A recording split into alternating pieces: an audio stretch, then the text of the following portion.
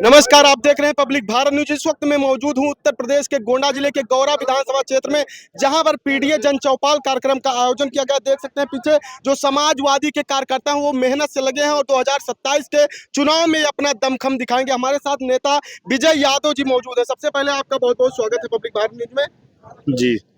क्या कार्यक्रम था, आप लोग इकट्ठा हुए हैं? आज यहाँ पीडीए जन चौपाल कार्यक्रम था, जो हमारे अगुआ अभिभावक आदरणीय राष्ट्रीय अध्यक्ष श्री अखिलेश यादव जी के निर्देशानुसार से किया गया।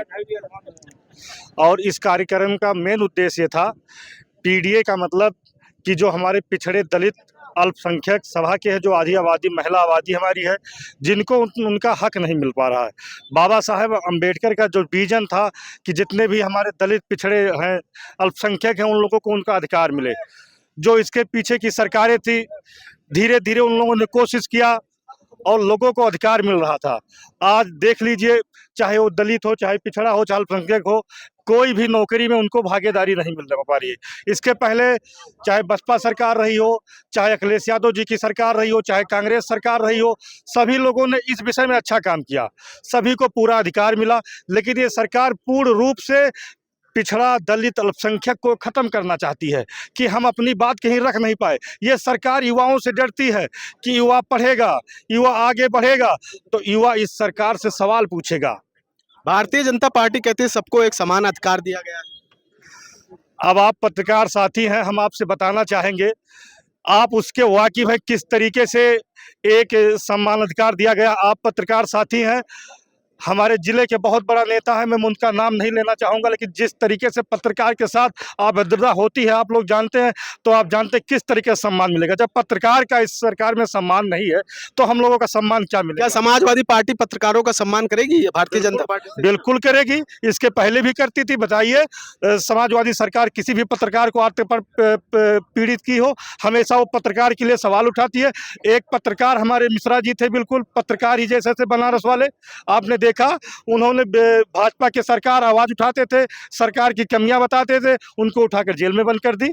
तो पत्रकार ही तो थे लगातार। तो ये पत्रकार इस सरकार में बिल्कुल नहीं सुरक्षित है। और मैं ये दावा के साथ कहता हूँ, जिस दिन भी आदरणीय राष्ट्रीय अध्यक्ष श्री अखिलेश यादव जी मुख्यमंत्री बनेंगे, उस दिन पत्रकार ही नहीं, इस देश का किसान, इस देश का नौजवान, इस देश की महिलाएं, सभी लोग खुशहाल होंगे। अखिलेश यादव जिंदाबाद। क्या कहेंगे नरेंद्र भैया? आप भी आए हैं कार्यक्रम में, लगातार मेहनत करें, 2027 का चुनाव भी आने वाला है, तो क्या तैयारियां चल रही है आप लोगों को गौरा में? बिल्कुल बिल्कुल, गौरा में जो अगर कोई भी लोग अगर गलत फहमी में हो, तो गौरा की तैयारियां बूथ लेवल पे, गांव लेवल पे हम लोग ये पीडीए का जो जन चौपाल अभी हम लोग कार्यक्रम लगा के कर रहे हैं, चौराहे पे या ब्लॉक लेवल पे, विधानसभा लेवल पे, हम इसको डोर टू डोर पहुंचाएंगे। हमारा जो पीडीए का पर्चा है डोर टू डोर जाएगा। हम लोगों को समझाने का काम करेंगे कि कैसे आपके अधिकारों का हनन हो रहा है इस सरकार में, और आपका अगर भविष्य सुरक्षित हो, समाजवादी पार्टी में सुरक्षित है। मिल्कपुर चुनाव में प्रदीप यादव को अरेस्ट किया जा रहा था, दरोगा द्वारा गाली दी गई एसओ द्वारा, अभी तक उस पर कोई कार्रवाई नहीं हुई, क्या कहेंगे? बिल्कुल, ये तानाशाह सरकार है। यहाँ कोई भी अगर समाज सेवी है, कोई भी गरीबों का मसीहा है, तो उसे ये सरकार गाली दिलवाने का काम करती है। आप लोगों ने देखा होगा, एक समय था, एक पत्रकार महोदय थे जिन्होंने मिड डे मील में बच्चों को नमक रोटी वाला मैसेज दिखा दिया था। उनके साथ क्या हुआ, ये किसी से छुपा नहीं है। तो ये सरकार तानाशाह सरकार है, ये समाज सेवियों के साथ गाली गलौज करवाएगी। अगर आप सक्रिय कार्यकर्ता तो आपको थाने पे बैठवा देगा, आपको वहाँ एसओ से गाली करवाएगी, ताकि आपका सम्मान और प्रतिष्ठा दांव पे लग जाए। आपकी सरकार आएगी तो क्या करेंगे आप लोग? जी बिल्कुल, हमारी सरकार पहले भी थी, और अगर हमारी सरकार आती है तो हमारी सरकार में सर्व समाज का सम्मान होता था, पहले भी होता था, अब भी होगा। क्या गौरा में कोई नया चेहरा आने वाला है? जी नहीं, अभी तो कोई नहीं। अभी तो जो हमारे कार्यकर्ता लगे हैं, जो पहले से भी लगे हैं, वही कार्यकर्ताओं में टिकट बंटना है, और उन्हीं लोगों में टिकट बंटना है। ये राष्ट्रीय अध्यक्ष जी का दिशा निर्देश है।